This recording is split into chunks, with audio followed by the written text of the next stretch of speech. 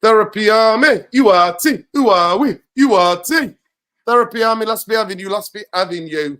It's D-Day tomorrow. D-Day, what a game tomorrow. D-Day, everyone won today. Saeed's been doing watch-alongs all day. Big up to our brother Lesso. Big up Saeed. Big up to all of you in the Therapy Army. Thank you for joining us. We've got a lot to discuss tonight. Obviously, we're going to preview the Spurs, Manchester United versus Spurs game tomorrow. 4:30, I think, Super Sunday business in the UK. And then we've got other things to talk about. Omar Barada's ambitions about win United. He wanted Manchester United to win the league and the anniversary of the 150 years in the club since the club's existence, which is 4 years' time. We've got to talk about Chido, obviously finally signed. Manchester United have agreed a compensation package with Arsenal for the young, talented striker. We're going to talk about the difference, how the difference in youth football and men's football, and where you reach that, how some people can adapt to the men's football from a youth level. And then we'll talk about Erik ten Hag's future, obviously, more pressure mounted on him because everybody won today again. Yeah. And then City shitty. Listen, it is what it is. What was the score? Did they draw 1-1? Yeah, 1-1. Newcastle, bro. Listen, they gave them a game without Isak as well. You know what I mean? Well, so they gave them a game. Good. Early kickoffs are always difficult, man. You know what I mean? Of course they are. So it ain't easy. Because you have to change it. You know what? It gets you out of your patterns, innit? So basically, what people don't understand is that, when you eat as a footballer, so your sleeping pattern. So if you got a 3 o'clock kickoff or 5 o'clock or evening kickoff, that means the amount of food and water you intake before the game is affected. Some people like to have a nap, but you can't. So you've just woken up, you have breakfast, and then you play the game. Yeah. Well, it's usually football culture. It's usually like 3 o'clock, innit? You've got a bit of time. You know what I mean? 12, you're getting ready. You know what I mean? You're getting ready. You know what I mean? And then can have a bit of pasta. Then you play at 3 o'clock. And then if it's like 5, you do that. If it's 8, you take it easy till about 4 or 5. So that's what it is. It's because everybody's rhythm is disturbed. People smash a like on the video, subscribe to the channel. The channel is still shadow banned, but we're not demonetized anymore. So big up. And big up to everybody, man. Love and light and solidarity. Alien Tenno, man. Where are you, man? Get in there, man. Get in there, Alien Tenno, man. I want to see what Alien Tenno's got to say today, man. How are you, though, Lesso, man? You good, yeah? Where's Nuri gone? Oh. As soon as I get solidarity. Yeah, I'm all good, man. The computer put me up, but big up to Saeed. How you doing, Saeed? You been in all day watching what? Yeah, man. Bro, yeah, man. Everyone done their business today. At least the ones around us, anyway. Can't really look at Man City and be like, oh, man, they dropped points because that's their first drop points of the season. You know what I mean? I think they've won every other game. Actually, they drew against Arsenal. So, listen, man, we need to focus on ourselves. But, yeah, man, the guys around us, I'll be real with you, man. Boy, we ain't on their level. Bro, Cole Palmer, I mean, there's some interesting facts for you. Cole Palmer scored 4 goals in one half. United scored 5 all season. And Buemo's got the same amount of goals as Man United have got all season as well. And Buemo's got 5 goals. United have got 5 goals. So it is, it's crazy, man. It's crazy. 100% Saeed. The stats are there for everybody. Big up Elite Baller. Smash a like on the video, people. Make sure you check out his channel. Let's know how you doing, brother. How's the weather? Please tell me it's rain. Is it still cold? No rain, droughts in South Africa. What's going on in Southern Africa? At least there was a little bit of rain today, but outside of say the wind actually cut it off a little bit. But more or less it's a bit cold, but much better than last week, if I would say. But let's just hope that things pick up a little bit on the side. But yeah, it's still not looking that good, eh? And Joe Buck's still freezing, yeah? Very cold. Very cold. You'll get the summer soon, though, innit? You're getting the summer soon, though, innit? Spring soon, yeah. We're supposed to be in springs, but it is what it is. Yeah, it is what it is. Yeah. That is mad. Our winter or autumn is their spring, innit? Because the way they are in the world, innit? They're in the southern atmosphere of the world. Yeah, yeah. Yeah. Big up to you, bro. Let's start. Saeed, big game tomorrow. By the way, people, those of you who checked out the video of expressions and me going Yo, after it, go video, and check man. it out, man. Go and check it You out, watched people. it? Make sure you go and check out the Saeed TV. Make sure you go and watch you subscribe to that channel anyway. Like all the video, watch all the stuff that Saeed does. But make sure you watch the expressions. Expression came down from London. Big up to him. And we did a video. We did the first 11. And you know what? To be fair, me and Saeed wanted to fight for certain players, but we can't. The evidence doesn't support it, bro. Oh, man. Support Seriously. it. But hey, we cooked him and cooked some of his players as well. So go and check it out, man. Go and check it out. Big up expressions. So I had a big game tomorrow. Spurs. We host Spurs at home, Old Trafford. Last season, Manchester United, one of the worst games I watched actually last season. Tactically, we got outdone.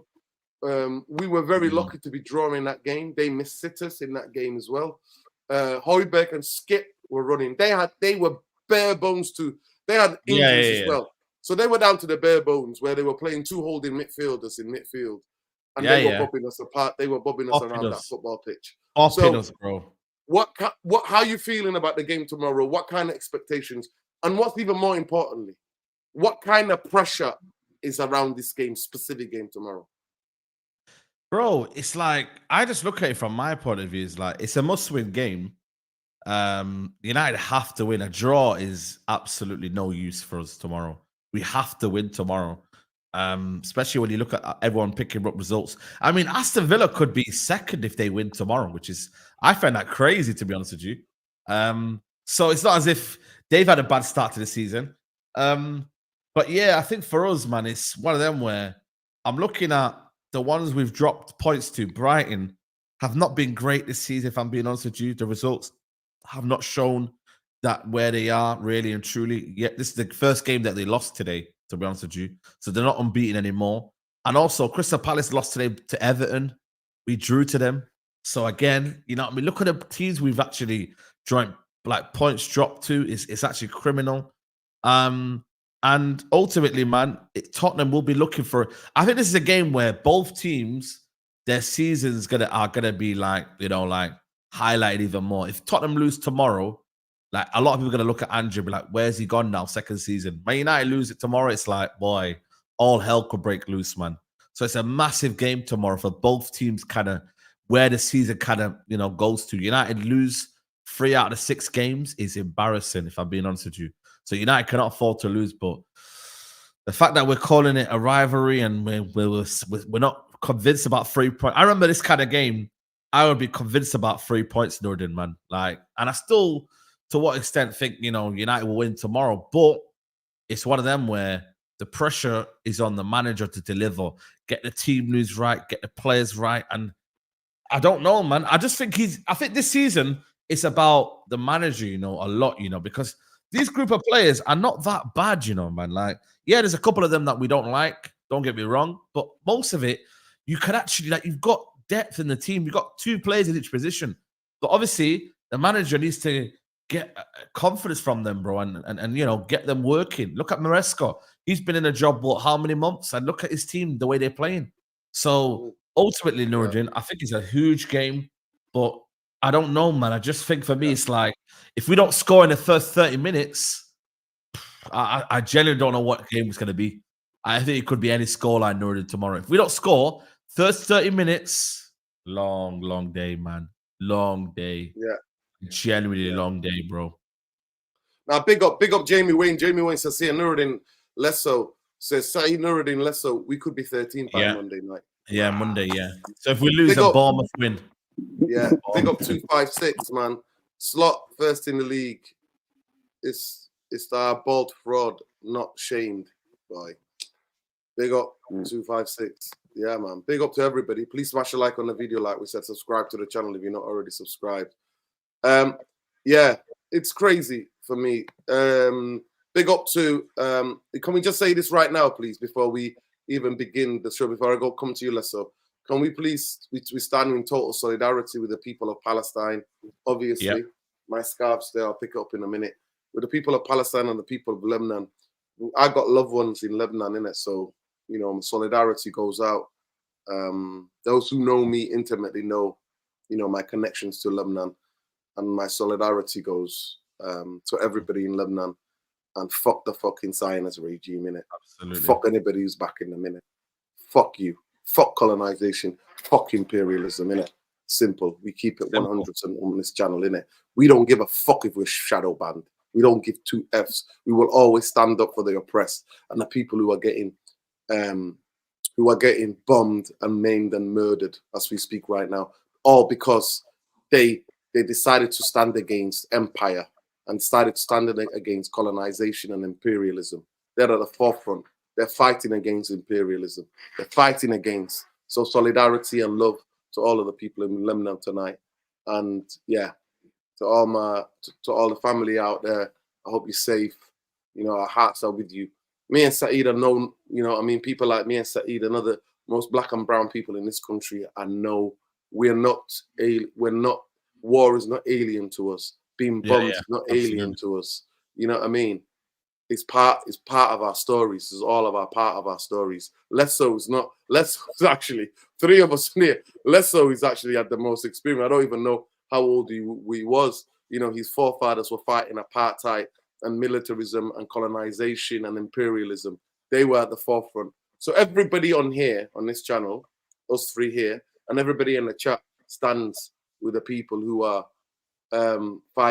resisting oppression and colonization and imperialism. Solidarity, and love. Let's get back to the football. Let's go.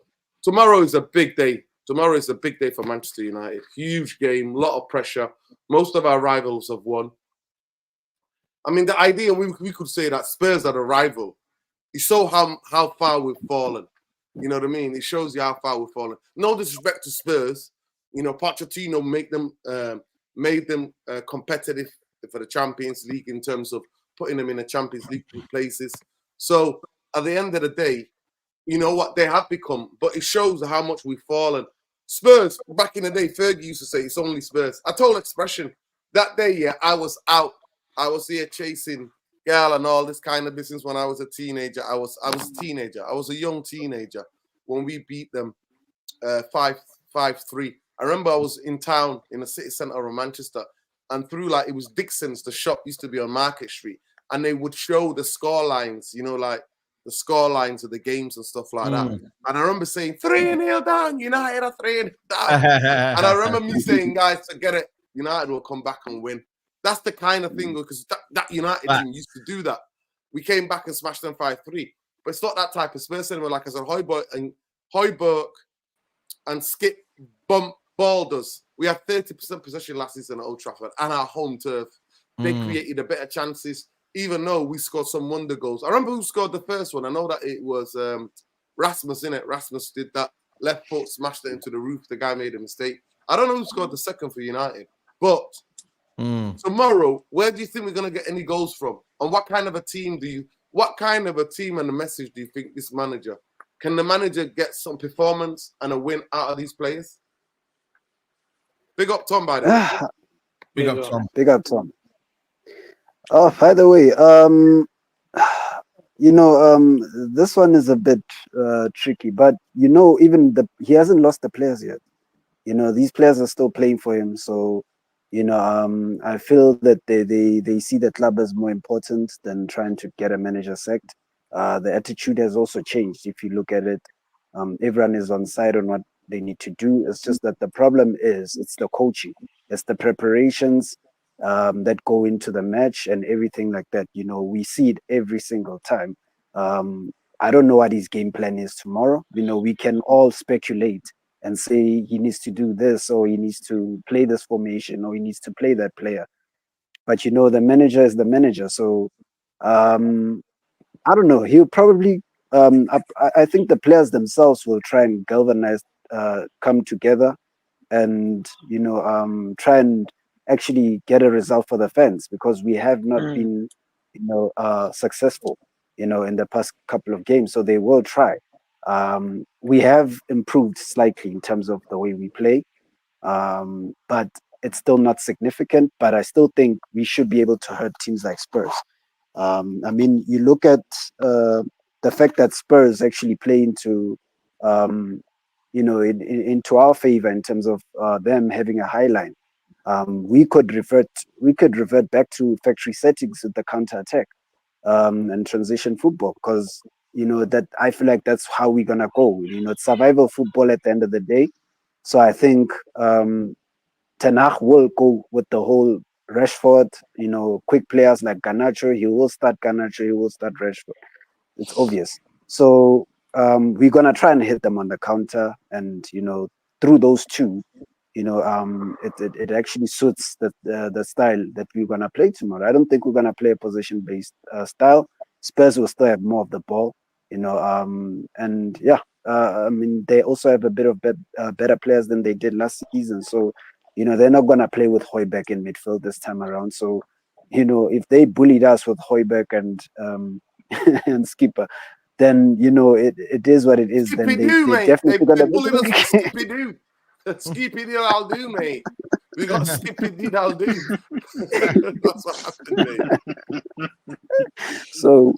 So yeah, I think it's gonna be. We have to score first. We have to avoid going behind. I don't think we do. Yeah, we don't do well. We don't do well with going behind. So we have to at least impose ourselves and score as quickly as possible. To actually get the crowd going, and that could maybe like swing the trajectory in our favor and somewhat. We can just sit back and just hit them on the counter attack. But yeah, let's just see how it goes. Yeah, big up Khalees from Lassa Chivera United Real Therapy. Come on, Listen, big I'm up not going to lie Khalees. to you, Jamie Wayne. They are our rivals. That's how much we fall in. Spurs are our rivals. Now, it's a fact. Yeah, of course. They are our rivals. They are, man. If they can if the expressions had that, he had the energy like when we met him, didn't he? If they can have that energy and Then they can are downplay rivals. us, then they are rivals. Exactly. Doesn't mean, and it shows you them two trophies. They don't even respect that, Exactly. Tottenham They and don't. whatnot. They don't. Even And they've not won a anything. trophy. I should have said last time they won. I should have said to expression, you were in nappies, lad. But anyway. Dino, he violated you with that Mo Farah comment, I've got to say. Listen, but I'm not ashamed about Mo Farah, though. Me personally, I love Mo Farah, one of the most successful champions. It's an honor to be named for Mo Farah. I don't see it as a bad thing, bro. I don't. Actually, Mo Farah is up to me in here. But it's just that because he's paying me a compliment saying I'm quite thin, even though I am what I am. So it's all good. It's all. If I would have told him what he would have he would not have made it through camera, innit? They would have had to edit. Cycling Mo Farah, you're the cycling Mo Farah, man. You know what I mean? I accept that, bro. I accept that. Yeah. But big up, Tom. How are we, Tom? 00 Tom, 007. Man's here, there, and everywhere. How are we doing, Tom? You good? No, we're doing good. Good. He back in the Seven Hills, the cold Seven Hills? No, we're in London. Yeah, he was in London. He's in Saturday night. He's having it in London. Big up, Tom. Tom, where do you see this game won or lost on tomorrow? And how big is it in terms of... Because obviously it's quite early on in the season. I actually believe they're not going to sack Erik ten Hag. We'll come to it in a minute. After we preview the game, we're going to talk about Erik ten Hag. So we're going to talk about Chido. It's confirmed as a United. We're going to talk about Omar's dream wishes for the 150th anniversary of Manchester United. Hopefully we're going to challenge for a league or whatever. But I'll ask you, where's the game won or lost tomorrow? Other than a transitional game.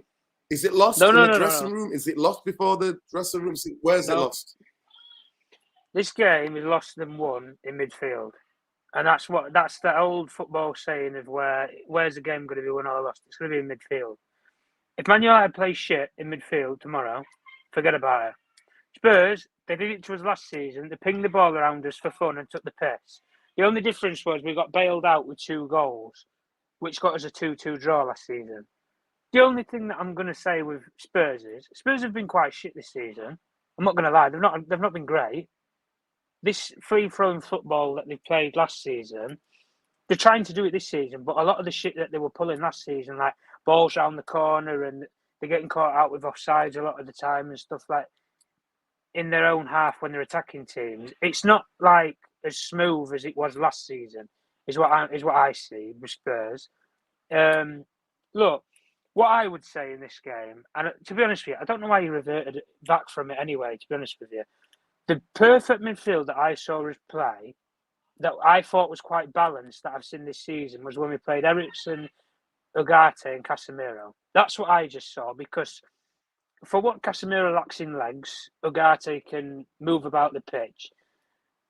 If I'm being quite critical, I would probably say Ugarte is like what we had with Fred, but I think he's an upgrade on Fred, where he will go around the pitch, he will get about the pitch. He's a lot more mobile. He can win the ball back a lot easier than Fred could.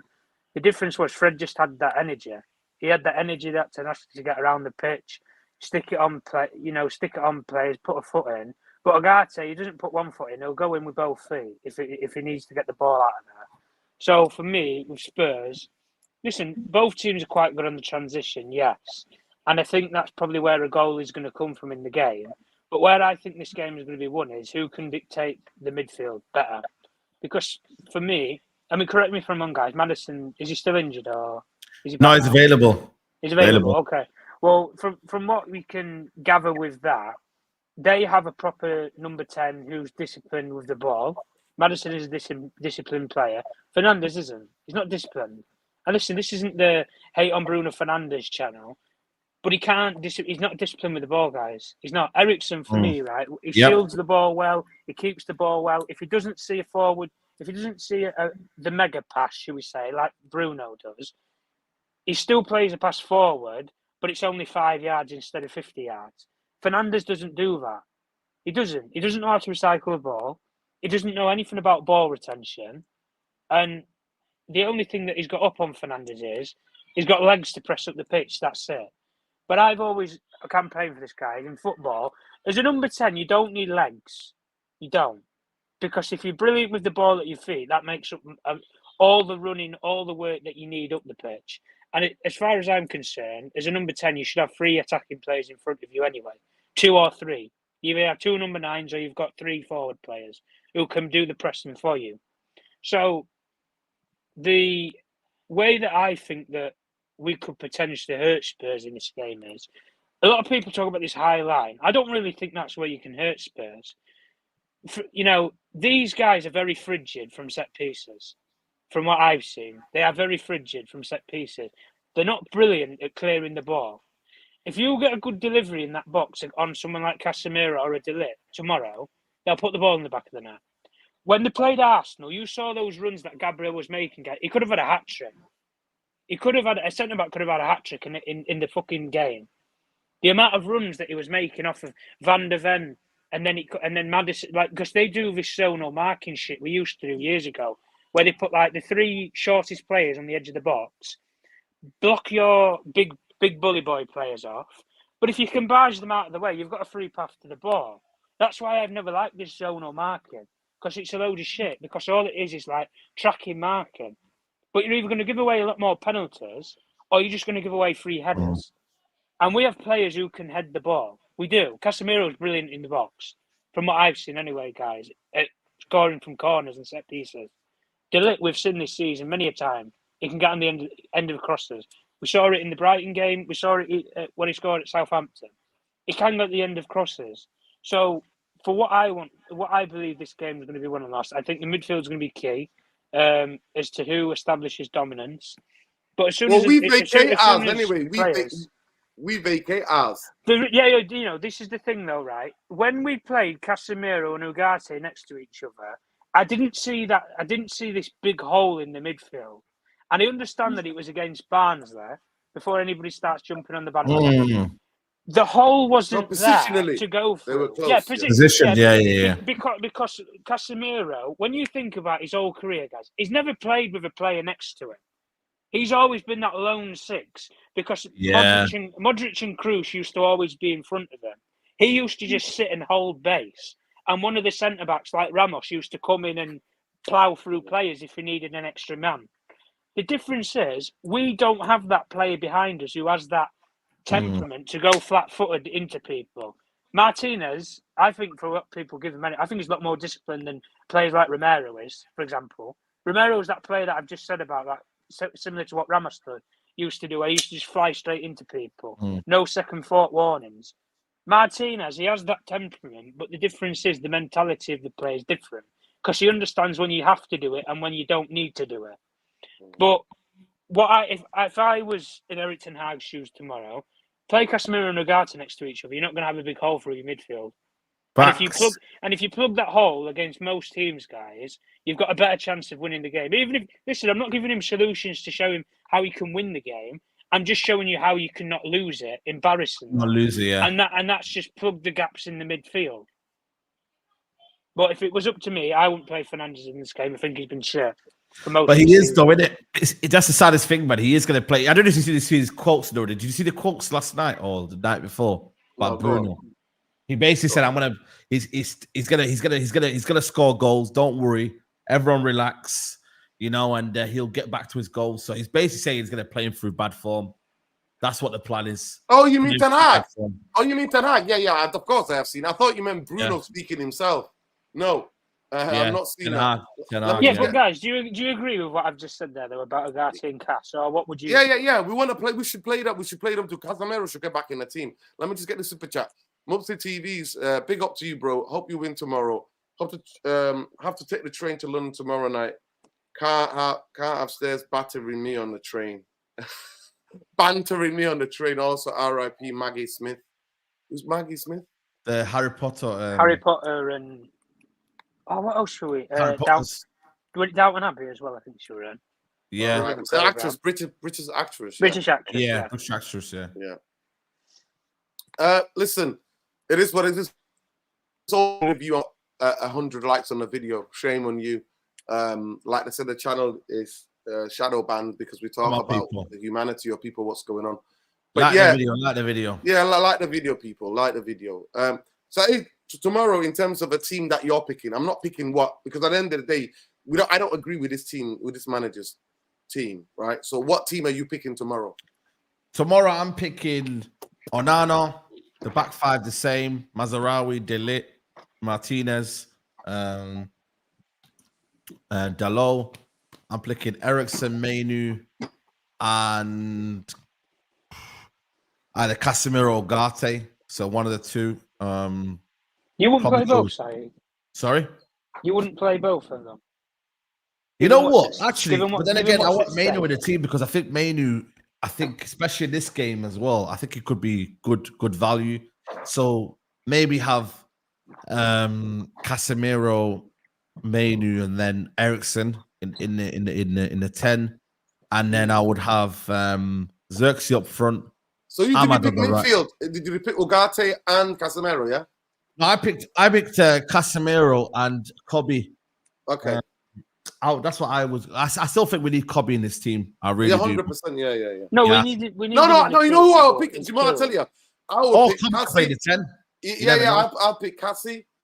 To me, tomorrow I would pick either Eriksen in number 10 or Kobe in number 10. Yeah, one of the two. Yeah, one of those two. But I'll play Cassie and Ugarte, me personally. But go ahead. And the three. And then the three would be Ahmad, obviously Rashford, and Xerxes. I'd keep it like that. But like I said, that team, I think we could be in a shock for tomorrow, We're generally going to be shocked tomorrow about the team, man. You know what I'm saying? Because that's what the manager does, man. He's a coward, innit? You know what I'm saying? What are you expecting then? I'm expecting a game where there is going to be chances for both teams. I really do. Isn't Højlund fully fit, guys? Is he fit yet or not? He's there. He could start easily, but he's not going to start though, is he? Has he said anything though, Said? Like he's ready to start, Højlund? No, he hasn't said anything. He hasn't done any interviews or anything. Or has he not been asked about? He's not been asked about it, bro, he's not had a good cameo. He needs to have a good cameo first, man. Like, it's a bit sad, man, but he needs to start. Maybe he does need to start a game, but then he keeps playing Xerxes up front every time. You know what? I'm not going to lie to you. I'd rather start and then him try. Listen, in football, you've played football. You just start and then, back, you'd rather start a game and get your thing into it than coming into a game where the team used to win. Maybe Porto away. Start him against Porto next week. I can't believe that, we played Porto, on Thursday. What the fuck? I didn't even know that, It's crazy stuff. Did Porto win today? Did they win today or something? Let me see because they lost last time. Porto FC, they playing tomorrow. You know what I'm saying? Are you what team are you picking? Less so, and then we'll go to Tom. I'm just gonna get my cup of tea. Yeah, Yeah, get your cup of tea. All right. I'm probably I think the back four picks itself. Essentially, like what Said just said, and then in midfield, I'd still go with Ugarte and Casemiro. Just to plug that midfield and to ensure that there's no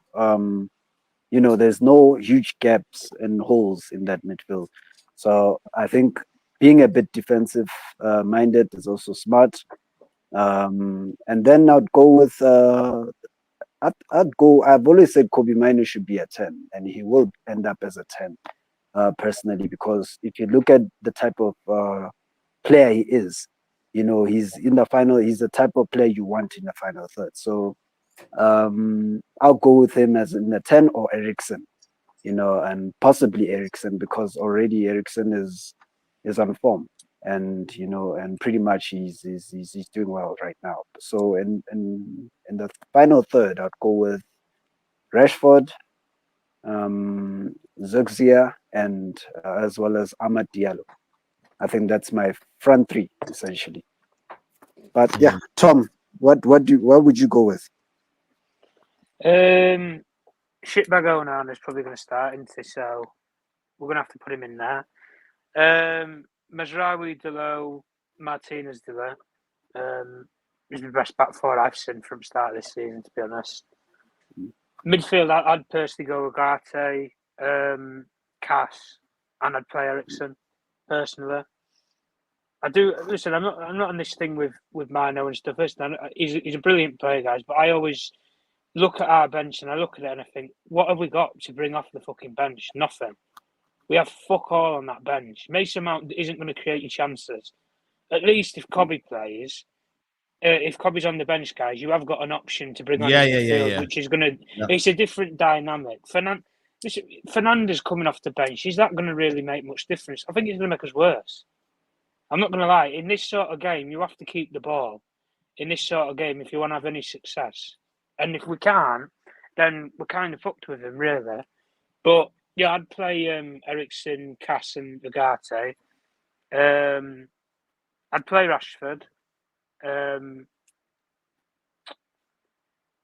If he's fully fit, and there's no sort of like, if he's only 60% or 80%, if he's fully fit, I'd play Højlund, and I'd play Ahmad on right hand side in this game, because last season I know what Højlund did in that Spurs game was quite good when he had fucking Van der Ven on strings at times.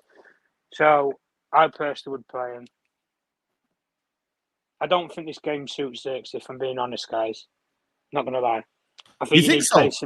I think you need pace in behind Said. But the thing is, though, we're not going to get the ball. We're not going to get the ball, though. That's the thing, though. We're not going to get the ball. Yeah, but if we're relying on, everybody's sitting here saying that we're not going to, keep the ball well. So if we're relying on transitions, just put three of your quickest players up front then, and they're the three quickest that we've got. Tom, we will keep the ball, but we have to take the captain out. Yeah, but he's not going to do that. We know this. The guy's a fucking scumbag. He doesn't want to make brash decisions. I don't know why.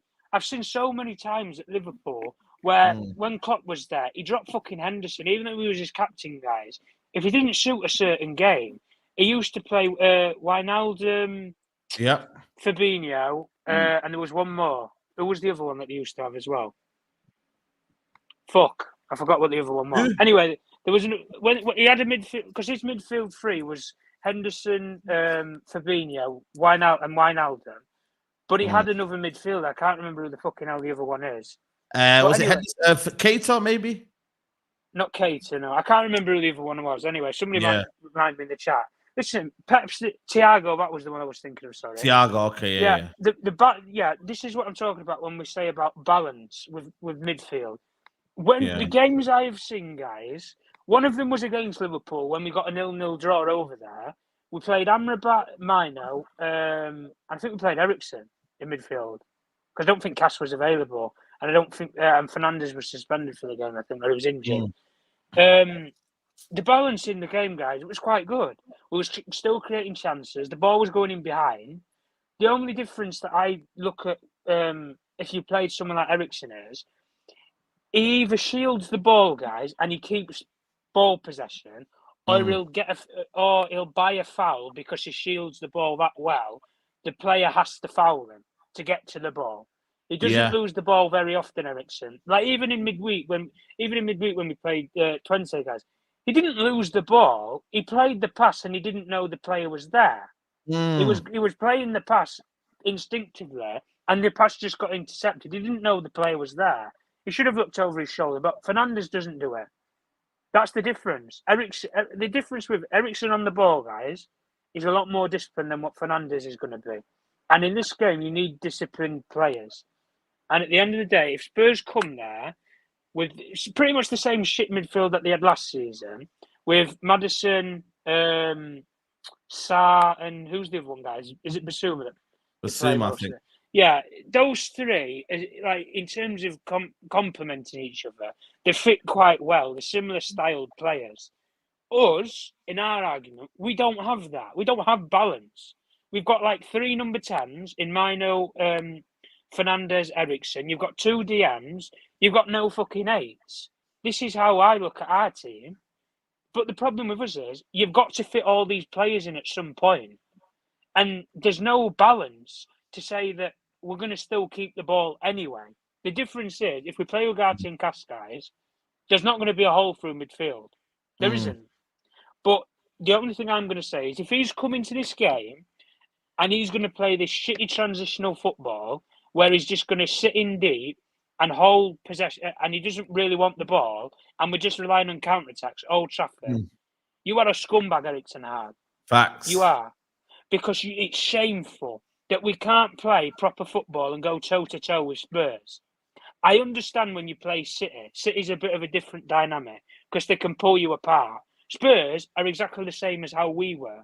They rely on transitions, guys, but the difference is they can keep the ball when they want to transition. We can't do shit all in the final third, and that's where our problems are. But I want to just see a balanced midfield, guys, and the only way it's ever going to be balanced is if you take Fernandes out of there. That's the only way you're ever going to get balance.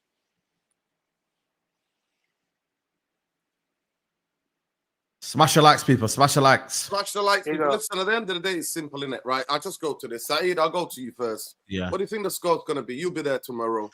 You'll be there with 75,000 United. Are you coming? Are you there tomorrow? I'm thinking about it. You know what? I'll see how I feel in it. I'll see how I feel because today took a lot out of me, bro, emotionally and physically. So I'm going to see how I feel. I went to Liverpool on Thursday and I had a busy week, bro. You know what I mean? When you have a I was in Liverpool yesterday, man. Yeah, how was it? How was it? It was good, man. It was good city centre, man. Liverpool's did quite nice. Did you go and man. get some food and stuff, yeah? Yeah, we went to get some food and that, chill. And this, just went to see his little uni room and that. So it was good, man. It's good. But tomorrow, 2-1. I think it's a bit... What accommodation is he in? Is it the one close to the uni? Yeah, one of the new ones, the high apartments, yeah? Yeah. He's right there, so it's not too bad. But yeah, it says tomorrow, I think 2-1. I think it's one of them kind of games, man. You know, it could be, some people are saying it could be a 3-2, but I don't know. I'm going to go for 2-1. You know what I'm saying? Like I said, I think what it is with me is that, you know, I just have no confidence. So it's like, you know, if we get You think we'll beat them? I think we'll beat them, yeah. I think we'll beat them. I know a lot of people don't think that. Confident. You know what it is, though? It's not. I don't think it's a confidence thing, though, because 2-1 is probably as not convincing as you can be. Like, I just try to think we'll win 2-1. And Ten Hag does this a lot, guys, man. When he needs that win, man, he gets it. And then everyone thinks United are back. So this is his other win that he gets, and then United are back in it. That's what it is. So I just think for me, Ten Hag always does this where when you think he's on the verge of getting sacked, he gets a result. And this is the result he gets. So that's where I'm going at, for me personally. So all right. It is what it is. So what do you think the score's going to be tomorrow? Saeed's saying we're going to win. That's a bold. Our record, recent record, we can't even beat fucking FC 20, but Saeed thinks we're going to beat Spurs. Yeah. To be fair, other than the high line, what other things do you see us beating them? You don't see anything else beating them. I think that might be the only bit of confidence that's giving Saeed a bit of hope. It might be the high line. But what gives you hope United winning tomorrow? What do you think the score's going to be tomorrow? It's tricky, but we did say last time that I personally don't see us beating them. I think it may be a draw. Maybe I think it's gonna be a 2-2 or 1-1. Sorry about that. Big up, bro. Yeah, I think that's it. I think that's gonna be 2-2 draw. Tom, what do you think the score's gonna be tomorrow? Let me know in the chat, people. What do you think the score's gonna be tomorrow as well? Tom, are you there? Oh, he'll come back in a minute. Listen, what do I think? I think I agree with Leicester. I think it's going to be a draw tomorrow. Well, I think I see a Spurs win. I'm not going to lie to you. They need a win more than we do. No, sorry, as much as we do. You know what I mean? They need the win as much as we do. So I either see a Spurs win. Can't hear you, Saeed. Can't hear you. You muted yourself. They're going to go for it, bro. They're going to go for it, bro. Do people think that Tottenham are not under pressure? If they lose tomorrow, it'll be their worst start to the season since 2008. Remember when they went through that bad form under Harry Redknapp? I don't people realize it. Like, these are under pressure. They're under pressure, guys. They're not safe. But will Man United make it easy for them? Will Man United give them their kind of, their hope? You just give them a little bit of, will Man United be that club that say, you know what, here's your confidence booster. Here's where you turn the season around. Maybe United do that tomorrow. But it is a battle of the mids. This game tomorrow is battle of the mids. It really, really is. So I don't expect anything. I'm just going there thinking, you know what? Just get a result, man. I'm not expecting a mad performance. I'm not expecting a lot of goals. Just go there and win the game. You know what I mean? There's no really confidence coming from me. I'm just thinking United just somehow managed to scam their way through it again. Do you know what I mean? And that's what they do nowadays, man. We rarely score by a couple of goals. You know what I mean? So it is what it is, bro. Like, we're just going to scrape a win. That's what I believe anyway. So Saeed just wants that scrappy win, innit? Scrappy. Get a scrappy win and get out of there, man. Trust me, man. Because I don't think anyone's expecting a mad performance. You know what I'm saying? No. I don't think anyone's expecting that. No. Nobody's expecting that. But big up to everybody. Please smash a like. Let me just get a super chat. Big up Omar. A lot of people owe Ted Bowley an apology. Wow. That's interesting. By the way, Chelsea fans, you're welcome. Listen, you're welcome. Well. Yeah. Listen, you're welcome, Chelsea fans. At the end of the day, I had my piece. You know what? Like I said, F Jade and Sancho and F your club, man. We are your little bitch in it. I accept that. So you're more than welcome to tell me. We are, because no other club has done this that way. And Manchester United fans walking around. Mason Mount, Mason Mount. It's a crime, man. It's a crime. Yeah. We gave them Sancho, they gave us Mason Mount. It's a crime against football. Man. A plastic footballer, mate, that's hardly ever fit. Don't worry. He'll either be injured tomorrow or he'll be injured the next week. That's the thing about him. Oh, man. It's crazy. Nuruddin, I'm going to Umrah, flying out. Wish me the best of luck with my mum and my little bro. I'll make a dua for you. Listen, make a dua for the Palestinians. Don't make a dua for me, bro. Make a dua for the people who are suffering, innit? Make a dua for the people in the world who are suffering. Make a dua for everybody. But love and light. Make sure you have a safe journey, Shakarian. You take it easy, man. And I hope the weather is nice. I hope, you know what I mean, that you do a really nice Umrah. And big up to all the Muslims there going off for the Umrah, man. Big up. Love and light to the Holy Land. But you know me, I don't agree with politics, innit? I hate that. I never even believe in a kingdom anyway, so they can go and do one. That's why they will never let me into that country. I never want to go there anyway. Big up Maresca company making Tahat look like a donkey. Yo, big up Rants. Yeah, big up Rants. Yo, at this moment, they're making him worse than a donkey. At least donkey has some use, bro. Donkeys have their uses, man. Donkey has a use. Nah, listen, I think they got to hold that, man. They got to hold it, man. Anyone who's backing Ten Hag and they're now saying, why can't we play that football? You man got to hold it, innit? I don't care. Them man wanted him to stay. Them man wanted him to, Yeah. So you man hold it. Why are you crying now? Yeah, exactly. The letters crew, the people that were writing letters, big up to you, innit? Big up to Rants. Make sure you go and check out, subscribe to his channel as well. That's what I'm saying, Rants. United have to do this for Rants, man. Listen. his two brothers, his mum, all Spurs fans, mate. He's the Yeah. only United fan in his family, mate. And his uncle, though. His uncle's a United fan. Yeah, his uncle. That's it. You know what I Yeah. mean? But that's it. That's it, man. Everybody United, so everybody else is a Spurs fan, so that's the least you can do. People, it's over 300 of you in here. Let me see. We even got 150 likes, man. Absolute shame on the rest of you. We're not liking the video. It says here 80-something% of you have liked the video, and the poll is lying. Right? Oh, we got 158. Let's get to 200 likes, people. Let's see. Okay, we are 42 short of 250. Sorry, 200 likes. Let's get to 200 likes, people. Big up to everybody. Come on. Listen, I don't see Manchester United doing anything tomorrow. Like I said, I'd be shocked. If Manchester United play well and win something, that would be the biggest shock. Bro, 100%, man. And that used to be the standard, Lesso. That used to be the standard. That used to be the standard, and now we're not even there. But Tom, are you there? Tom, quickly, before we move on from the preview, what's the only thing the score's going to be quickly, before we move on to your friend Omar? Omar Barat. Dodgy Omar. Yeah, Dodgy Omar.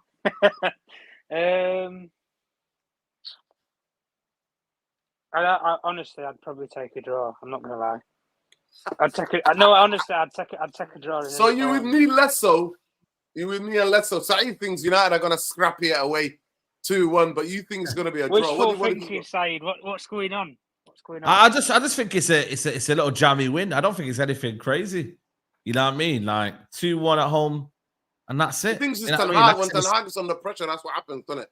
He pulls it out of the hat. Little scrappy win here and there. You know what I mean? So I think for me, it's one of them where it's like, I don't expect much from it. I just think, you know what? Ten Hag always finds a way to get them jammy wins, and when he's under fire. That's what he does. No, but it's true, Tom, innit? Like, when you think he's under pressure, he gets that win. And it's not as bad. Yeah, listen, it's not as bad as with Ollie. Like, fucking hell, Ollie was like 2 hours away from being sacked. Yeah, 2 hours, yeah. And then he pulls out like a 3 or 4-0 win or something from somewhere. The difference with Ollie, we scored goals, but we just couldn't fucking defend. Now we've got the opposite problem. It's not so much about that we're leaking goals like a fucking sieve.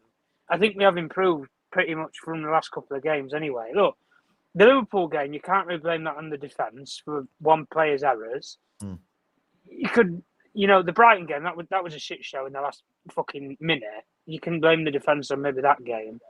Start of the season against Fulham, they weren't too bad. But even to the point now, I'm not necessarily concerned that we're going to lose like 3-0 with Spurs, because I don't necessarily think their attack's up to scratch as much. Listen, they've spent 65 million on the sack of shit up front.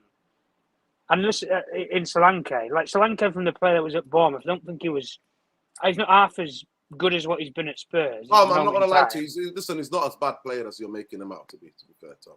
He's not a bad. He's not a bad player, but I don't think he suits the way that Spurs play. Because when you go from Bournemouth and that Iraola style where you're almost coached with the ball at your feet and disciplined in terms of movement, Spurs are, when they win the ball back, they just run. They fucking run at you. That's just Spurs' style. Run, high intensity, high pace football. That's how Spurs play. They don't play this. People make out as if they play like fucking Pep and Barcelona and that. They don't play like that. As soon as they get the ball, it's kick and run at you. That's how Spurs play. Fast attacking transition football. That's supposedly how Ten Hag wants us to play. But I don't fucking see where it's coming from, to be honest with you. But he's getting dug out now by his own boys, because De Ligt and Mazraoui, guys, for all of the good work that they're doing right now, they're showing the guys incompetence, because if they actually had some proper instructions, guys, you wouldn't be seeing this inverted crap. You'd be seeing Mazraoui go to the byline and putting balls in. But we don't have any players in the box. No. The difference with Spurs is when they have that stable, back four line, it's there to be got at. Dog is shit in defensive, guys. I'm going to be honest with you. I don't think he's great. Porro, I think you could argue, is probably one of the better defenders that they have. But he's a better attacking player. He's like Trent. He's better up the pitch than in his own penalty box. Facts. Van de Ven, apart from maybe a bit of sprint speed, guys, is there really much scrapped up to be? And if you get under Romero's skin, he's gonna fucking belt you one, and you'll get him sent off. So I don't think Spurs' defence is it's cracked up to be. I'm not saying ours is perfect, but I think it's better than Spurs is at the moment. The problem is we just don't have any players to put the ball in the back of the net. We're fucking gun shy, guys. It's like we don't have any gunpowder in the fucking bullets. And at the end of the day, with Spurs, they have players who on their day can rip you a new one. They do. Right. And to be honest with you guys, it wouldn't surprise me if some shit show comes out and you see Timo Werner play out his fucking skin for 90 minutes, or Brennan Johnson, some stupid shit like that, or like what I've just said about Solanke. Look, I don't think he's a bad player. I just don't think he's going to suit Spurs long term. I think they've bought the wrong sort of player. If I was being honest about Spurs, I'm shocked they didn't go for someone like Tony, because I think he would have suited them a lot better than what players like that do, because Brentford play a similar way how Spurs do. So having Tony up front wouldn't have been as bad. Apparently they did. Apparently Ange said they did, but the wages that he demanded and the money that they demanded is what it is. The only problem with the Tony thing was, as soon as you have a Saudi Arabian club sniff around you, you can't compete with wages with these clubs. So it's either the player wants to stay in Europe and have a European domestic success, or he wants money. You can't match Saudi Arabian clubs for wages. It's just impossible to do it. So with Tony in that case, listen, he's made his bed. He's not like a lot of the other footballers, guys, where he's had 5-6 years in this league and he's made multi-millions. He hasn't. He's a late starter. He wants to make a bit of money before the end of his career. So fair enough to the guy. But if we're going to start seeing, us progressing, let's say, with this guy, pick the best team, Erik ten Hag. Stop with this fucking favouritisms bollocks. Yeah, big up Rance. Yeah, and what's Rance is saying about fucking Bruno on the right wing? Why? Why? He's gonna. No, he's saying do that. He's gonna do that. He's gonna do that. The manager's gonna do that. Why do you have to have him just on the pitch? The thing with Ten Hag, I think he just looks at Bruno and thinks, I just need him on the pitch somewhere, whether it's right wing, centre mid, fucking 6, wherever, false 9. I just need him on the pitch. He's that big of a player. He's that influential. But is he really? Stats don't back him up anymore, guys. Stats don't back him up anymore. And performances aren't either. So he's not really got anything to stand on right now, if we're being honest. Fucking eggshells, maybe, but that's about it. Yeah. Now, 100%, Tom. Listen, 100%. Listen, I want to go to quickly. I want to go to Erik ten Hag. Let me just get this. Pick up Adewale. Adewale says, we haven't gotten any better. There is just one more technical player in the team. Saeed set up the boxing match between me and Staffy since he wants that talk. Oh, man. You have to be there on Tuesday. Was it Tuesday or Wednesday? What happened, bro? What? Big up Staffy, man. Big up Staffy. Yo, I like both of you, man. I like Adewale. I like the brother Staffy. What happened, man, Staffy? Tell us. Bro, you have to watch the video, man. Then you'll see. I'll send you the link later on, man. It was crazy. It's crazy, man. Yeah, big up Adewale. Listen, bro. You're in 2 different continents, man. You need to calm down. But big up, though. Big up. pull up, man. Pull up in Atlanta. No problem. Yo, he'll pull up, he'll pull up. Trust me. Adewale will pull up to New Jersey. Staffy don't know in it. Adewale will just get on that private jet, man, and just get there and see him, He don't know that. He don't know that, No. Big up. Listen, I want to go to Saeed Fizz and then we'll go to Lesser and some. Yeah. Erik ten Hag is now going down, Saeed. You know what it is, innit? So every manager, when they come to the crunch, when the pressure gets a bit too much, they all go for like, where's my escape route? But big up Adewale. Where's my escape route? Was it over Bruno? Don't tell me it was over Bruno. Adewale. What was it again? It might have been over something else. I don't know. I think it might have been over something Rashford, I think, or something like that. And all right, so go on, people need to go watch the video on Saeed TV. Yeah, what was the video? But yeah, they go watch it after this. I think it was Wednesday night, post-match live. Check it, you'll see Wednesday night. You'll see it. Wednesday night. So go watch. I'm gonna go watch that. I'm curious now when this stream is done. I'm gonna go and tune into that. Yeah, was it a calling show or was it in the chat? No, it was just a live show after the game. You'll see live show, but Adewale was in the chat, yeah? Yeah, Adewale was in the chat. It was in the chat. Yeah, Staffy was on the show. So, yeah, man. It was one of them, man. Big up Adewale, man. You know how it is. Adewale, don't forget, Adewale was like, no, I told you that Bruno was trash. I must accept that. But listen, 100%. At the end of the day, though, he was playing a lot better than he has been playing in the last year and a half. That's real. You are correct in the last year and a half. You are correct about him. But I think so. Erik ten Hag, every manager goes somewhere in it. They go somewhere, and so Erik ten Hag has gone. This is where he's gone. Saeed, yeah. Let's be real. This is where Erik ten Hag's gone. Ten Hag is now saying, where is it?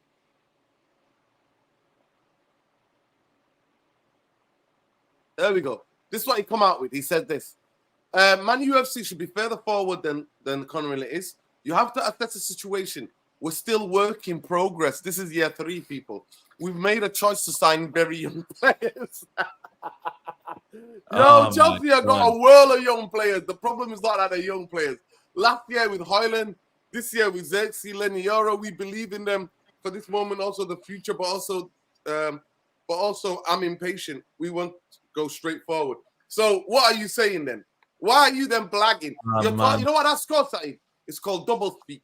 When you speak both sides of your mouth. So you say one thing and then you say the other. Of course. So, and then he says, we had success. So he brings it back to the trophies here. He says, but we sign young players. So what are you expecting? And then it's like, but no, I'm impatient too. So I understand the fans. Oh yeah, by the way, I won a Haribo Cup and an FA Cup, even though I finished 8th. Yeah. Even though I had the most money It's that waffling, I spent. man. So where do we stand with this in terms of the pressure being on him? Bro, he's a waffler, man. That's all I'm going to say to you, lot, man. He's a big waffler. You know what I mean? I don't like wafflers, man. This guy's a big time waffler, man. He just waffles a lot of rubbish. And I'm just sick of it, man. That's why I don't really watch his pro. I swear down, man. Normally, sometimes it's good to listen to the press conference so you can hear the actual context and you could hear his facial expression. But, bro, I don't even go watch him anymore, man. I just see quotes flying around. I see a couple of things flying around. I don't even watch him. I don't even watch post-match videos. Nothing about this guy because he's just like, everything's very, very much kind of almost like, what's the word I'm looking for? It's robotic, man. Like, when it's robotic, you don't get it. You don't feel like you're getting genuine, like, kind of comments. And that's what it is with him, man. He just doesn't make sense. He also flip-flops on a few situations. Then he'll try gaslight you. Then he'll say this. Then he'll say that. Like, for me, honestly, it goes one in there and goes out the other. That's where I look at it. I swear down, man. It goes in one ear, goes out the other. Because for me, it's like, with this manager, other managers have been clear, concise. They know what they're doing. There's a clear style. People are moving. Like, this top 4, man, they're moving, man. Already, people are saying that the top 5 look like they're set already. Like, when you look at it, Man City, Arsenal, Chelsea, Liverpool, and the shape's taking place. The shape, Villa, the shape, yeah. People are really saying it's like you are in a race now. Like it's like you're already there. Like you know what I mean. Like the Formula One, the best teams are already in the positions. Already, the positions for them to be able to compete for the race in it. They're already in the positions, man. It's They're hardly ever people down low at the bottom come out and win, and it's sensational. You know what I mean? So yeah. So for me, he's gone to the young people, but then it's like, but I understand the fans; they're impatient. So what do you name Chelsea then? What do you name Chelsea then? Like, you know what I mean? What do you call that then? What do you mean? Yeah, exactly. What do you name them? What do you say about the young them? Players? Do you know what I mean? And I think for me, it's one of them where I look at it from my point of view. I'm like, like you can't already feel like you want to watch other teams. That's what it feels like now. You don't want to watch United. You just want to watch other teams play because at least then you're going to get goals. You're going to get drama. Like today, it was that first half. They had 6 goals, man. 6 goals, man, in that first half. Like, you know what I mean? United could dare dreaming at me. You know what I'm saying? Can you imagine that? Can you imagine? Like, we can only do that to League 2 fodder. You know what I mean? League 2, bro. League 2. That's what I always said. We found our level. We could do well over there. We'll do well over there. I'm telling you, we can win League 2. So, with League 1, we can win it, man. League 1, League 2, we can win. That's how it is. Big up, Sully says, yep, big time wobble, and Maresca slot exposed him. Tom, quickly, please, before we move on to the next thing, because we want to be able to just finish the show properly. I want to watch his video. I want this drama, man. I'm going to watch what happened at Adewale. What was making Adewale to get the gloves back on. But, in terms of Ten Hag, the pressure is still on. I genuinely do not believe they're going to sack him anytime soon. Even though Simon Stone, did you see that? Did you see the statement from Simon Stone? Tom, Lesso, did any of you see that statement? No. From Simon Stone. It was a brief. Listen, think about me. I'm not a journalist. Tom was a journalist. Tom, are you still a journalist? You're doing something else? Not active anymore. No, he's not a journalist anymore, right? So you can tell what a brief is and then what is something that somebody's told him. They basically said they have no intention to sacking Erik ten Hag. They're not sacking him in international break. Yeah. They said, but if results do not improve, then something could change. But go ahead, Tom. In terms of that was from Simon Stone of the BBC side. I think most people missed that article. It was a couple of days ago. It dropped, and it was basically saying it was a clear brief from the football club. So, Tom, I don't think they're going to sack him during the international break, and I don't think they're going to sack him in January either. But go ahead. What do you think? Well, look, if it gets to when you guys have just described it there with City, Arsenal, Liverpool, and Chelsea, if that's nailed on, he's fucked. He's a dead man walking. Because look, when you look at top managers or let's just even use the Premier League guys, if they don't get in the top four in like 2 years in a row, they normally get rid of the manager, do they not? Liverpool, when they knew that it was going to shit with Rodgers, they had a title-winning season, like they had a near title-winning season. Stevie G slipped on his ass. The following year, they were supposed to get top four again and then rebuild to go for a title. They weren't nowhere near it I think they ended up getting rid of him. What were you guys in October? Early October, I think they got rid of him. Managers can get gone early at big football clubs. They can. Listen, Nuno lasted. What did he get last, guys? What were it? Fucking 6 weeks. I don't even think the guy finished fucking probation, did he? He might have got one paycheck out of there. That's it. Managers can go from football clubs like that. It's as simple as that. The only thing is, guys, because they struggled to find somebody to take his job in the summer, I think when they look at it now, they're going to look at this and think, we're going to struggle a lot fucking more now to get somebody to come in mid-season. If they couldn't get somebody to come in the summer, guys, where that manager would have had time to work with the players, they would have had a tour to work on a new style or a new system. And the fact of that, then you're going to employ somebody straight out of, a job or into work, and they've got no time to work with these players. It's just you've got to get results now until the end of the season. It's concerning. And look, people can argue the point of that you've already got the replacement next door to Erik ten Hag. I wouldn't argue with that. But I don't want this player syndrome that we had with Ollie again, where people get giddy because you win a couple of games and all of a sudden let's employ Rude. It's not the way that we need to go. I wouldn't mind, at the end of the day, if Ten Hag's brought these people in as his team, I don't want this club legend shit to go down in the frying pan again, like he did with Ollie, and then they ruined the legacy at the club because of what they've tried to do as a manager. What I want to see is I just want to see us play a decent style of football, guys. But with Ten Hag, with the amount of shit that he stirs up in the media, it doesn't surprise me that people can twist the knife with his words and how he says it and stuff, because that's just how Dutch people are. They did it to Louis van Gaal when he was here, guys. Dutch-speaking natives, when they word things in a certain way, people then try and depict it and script it as if they've said it in a different tone completely, and it means something different. They did it to Louis van Gaal, and he told them, you can all fuck off, have a mince pie, goodbye, before Christmas. They've done that before to Dutch managers in this league at Manchester United. So, look, for Ten Hag, he talks a lot of shit. He talks a very good game. I'm not going to lie, guys, he talks a very good game. But, listen, Omar talks a good game. Fucking Ashworth talks a good game. Jimmy does the most talking out of all of them on all these podcasts. And we've not seen any fucking progress, really, guys, have we? Oh, we're going to improve as a team. We're going to stabilise the squad. We've got a good culture. Okay, it's all right having a good culture, but culture can only get you so far, guys. You need results when you have a positive environment or a positive culture. And these guys, supposedly, are winners. Ratcliffe's a winner in all these different sports. Dave's a fucking winner in cycling. Omar, don't forget with Omar, he's a winner. He's come from a winning football club to come to this shithole. So when you think about these guys, they're not people who sit around, guys, and look at things and let things just drag on and drag on and drag on. There is going to be a point where they're going to say enough's enough, and we can't take any more of this shit. And I'm sorry, when these directors realise that they've sat there a full year in that director's box watching the same shit recycle week in, week out for a full year, I don't think they're going to tend it anymore, do you know? I don't. And if they keep him till the end of the season and beyond, fuck the lot of them. That's all I'm going to say. If he doesn't, Big up, Tom. if he doesn't get top 4, forget about the whole thing. Yeah, big up. Big up, Khalees, for sending me that. I'll share it in a minute quickly just to tell you.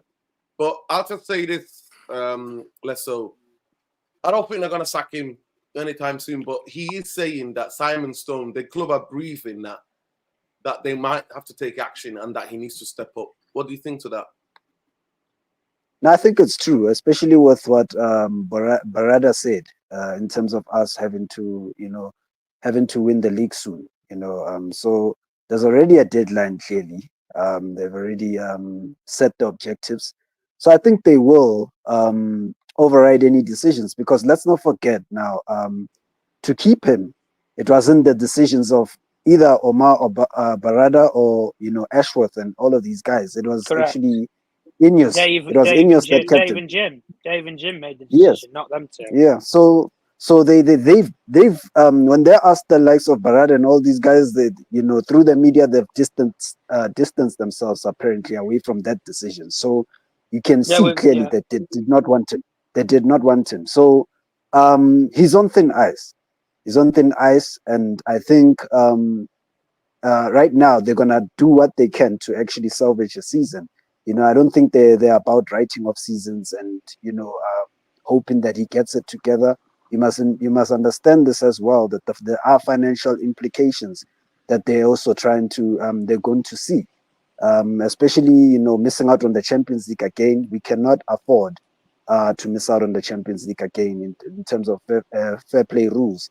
We're right there in the fine margins in terms of us breaking the rules right now. So according to the latest financial stats. So, and I also look at it as the fact that they might sack him because he's not doing well in the Europa League. If he wasn't doing well in the league, he may have survived. But if he was doing well in the Europa League, they may just hang on to the thing that he may win it because of the trophies that he has won before. But right now, he's doing bad in everything. He's doing bad in the league. He's doing bad in the Europa League. So I think he's gone. If nothing changes, personally, I think he's gone. If he's not gone in this international, break, he may be gone in the next one. But I don't see him lasting till Christmas, personally. Wow. But yeah, that's what I think. I think, rants, things like that. A lot of people in the mandem think like that, don't they? Yeah. They think he's not going to last that time. What do you think? Do you think he's not going to last? I've just left it in the hands of the Ineos. manager. Of the Ineos, yeah. So I'm looking at them and thinking, yo, listen, just pull the plug in it, man, but I'm not really like. That's why you haven't seen me saying Ten Hag out this summer. Yeah, I've been angry about the performances, but I've not I've not said any. My videos have not been Ten Hag out. I've done all of that. You know what I mean? They've wrote letters, so he's here. For me, it's kind of they've wrote. So yeah, I remember that. Sat that ball fraud. You know what I mean? So it's one of them. No wonder why Jimmy and Dave got convinced. Yeah, maybe I need to start writing them. I don't know. Maybe I need to start. Let's write his own letters, lads. Come on, let's write. Maybe I need to write my own letters. I don't even know. A petition side, isn't it? A letter. Everybody signs it on behalf of the fan base. We're sick of this. If they do tomorrow, then I might write that petition. I genuinely might do the petition, and let's see what happens. You know what I'm saying? Because, boy, if they can write one to keep him in, then I'm writing one to get him out. Things to ask him thank you, but no thank you. Yeah, simple. Yeah. So listen, I'll stay with you. I'm gonna stay with you, Chido. Chido is a Manchester United player. We can now sing Chido. Chido. Yeah. You met Erik Cantona, You met Erik Cantona. Yeah. It was that some awards, innit? There was some awards. It was that some awards. It was EAFC. It was at the EAFC. Was it EAFC Sports, yeah. Yeah. It's in the game. It's in the game. It's in the game. It's in the game. It's in the game. Yeah. Americans is it. EA Sports is in the game. Big up to those people, man. Listen, at the end of the day, Saeed, I'll ask you this question. Chippo signed. Now, you can be phenomenal a youth player. There have been many players I've come across throughout the years in terms of youth breaking all sorts of crazy records in the youth football. But once they transfer to men's football is a different thing. But the one thing that is good thing that he'll be training with the first team. He'll be training with the first team and he'll be playing against, big defenders, the Martinez, you know what I mean? Those type of players. He's a tall lad, you know, man. Have you seen him? Yeah, he is. And you know what? Once he fills out a bit and hits the gym, it's going to be hard guy to shift. It's going to be hard. He's a unit. He's a unit. Yeah, he's an absolute unit, man. So. And kids don't stop growing till they're 22 as well. 21, 22, you don't stop growing. So yeah, it is what it is. It is what it is. But what do you think about his signing? I heard the quote. And do you think he can transfer his form in youth football to well, we have to wait and see in it. But I think the quotes from Arteta was that he didn't come for money. He came for ambition, innit? And he sees himself making it to the first team. So listen, he's only 16. Is he 16? I think he is 17. So he's still young, man. But for me, it's about developing, innit? And United's under 18s at the minute. They're firing on all cylinders. I don't know if you've seen, but they're absolutely firing on all cylinders. So for me, it's like go into under 18s, play with them, get ready, chill with them. What's that other brother called that we bought in as well? Oh, I forgot. Keita. Koita. Is it Keita? Or Koita, the youngster we bought from Mali. I don't know if it's Keita though. Don't know. I think is his name? Something anyway. Kone. Is it Kone? Is it Kone? What's he called? Yeah, Kone. Kone. That's it, the one. Yeah, Kone. So I don't know why I got Keita. So it's about just kind of adapting to the lifestyle, adapting to the, you know what I mean, everything, UK weather, whatever it is, just in general, innit? Adapted to Man United, and then just taking your time, man. Score goals in the under 18s, make a buzz, make that kind of he's scoring goals for fun under 18s, and then you never know, in 2-3 years' time, he could be ready. I mean, now footballers, man, they're ready now more than ever now, like 17, 18. Look at Barcelona, they've got a whole load of youngsters on their team right now. Yeah. You know what I mean? 17, one of the best centre-halves in world football already. Yeah, Kobasi, 17 years old. So listen, age is a number when you're that good, man. So let's see, man. Let's see. Obviously, we don't want to put pressure on him right now because we got the fan base already saying that Xerxes and Højlund are not good enough. So if they're not good enough at 21, 23, you know what I mean? Like, this fan base won't give that time, man. You know what I'm saying to you? And obviously, the environment as well. You've got to have a good coach, man. Good coach to nurture them. That's why I can't get excited about any of these youngsters, Saeed. I can't. I know. I can't get excited because there's no developmental plan for them from the first team coach. There isn't. No. If it was Van Gaal, I'll be hella excited. If this was Facts. I'll be hella excited. Come on, man. Come on, man. But I can't get excited with this guy. I can't really get excited with this guy. Of course. I really can't. I'll just go too quickly. We've got one more section. Can you stay or do you need to leave? I know that No, I can stay. Yeah, big up. So we've got one more topic to discuss. I'll go to you, Lesso. Chido, 16. And Kone, I'm not getting excited for them because we don't have that developmental plan. We don't have that one-to-one working on their body, their strength, working on them, giving them the games in the youth teams, getting them to play for that on the 21s, getting them to I know that both of them are going to be training with the first team. That's one good thing. That's the only good thing I can get. But if the first team is being trained like donkeys, then how's that going? What good is that going to do them? Let's go. Unfortunately, it's gonna have to do with the managerial appointments that we make. I think their futures will depend on who we get in the coming years, and obviously their routes into the first team has to be according to what the manager may, what type of system he may implement, as well as if he actually is not scared of actually putting out youngsters. There's competitions like the Carabao Cup, so those are the best places to actually play a little bit of these youngsters and blend them in. But I think the plan with Man United is to actually blend these guys in with the under 18s, have them win also the FA Youth Cup, and then maybe transition into if if you get like an alien sort of situation, some of them could even skip and head into the first team. So it's dependence. I think that's what they're looking at it in that perspective. No matter who the manager is, personally, I think that's what the plan is with this football club going forward. But no, let's see. But yeah, let's just see. But they're actually good. They're actually good young players, and I'm actually surprised that we actually signed them. And I think they fit the way we want to play, going forward as a football club. So we just have to wait and see. But there's pressure at Man United. You have to have thick skin to play here. So you have to have a level of arrogance, from himself. Yeah, big up. Tom, what you reckon about Chido? Is it Obi Martin? That's his name, innit? Chido Obi Martin, yeah. Sensational young player. But I can't get excited about it, Tom, because I'm like, the first team is being trained wrong. So why can I get excited in training with him and Kone training? I'm just hoping that they don't pick up bad habits. You know what I mean? I'm more scared about that than, you know what I mean? So I can't even get excited. Yeah, you can't really get excited about young players anyway. I mean, look, with Cobber, we've seen the best of what we've done with him, guys, but has Tanai really done much with him? He's not really done much with him other than just play him. That's it. Play him and just see what he can give. Express yourself. Go out there and do your thing. That's it. I don't really see like he's done. Tom, just 1 second, please. Major work with him. Tom, I got a City fan who's trying to give it. The city is yours. The city is yours. 20,000 empty seats. Are you fucking sure, mate? There's only six man, one called Stevie, and a blind dog that supports City, mate, in this city. So go ahead, go back to Stockport, lad, yeah? 115, mate. That's all I'm saying. 115, yeah. Hold tight, yeah? Yeah, cheating bastards. Yeah, cheating bastards. Go ahead, Tom. Continue. No.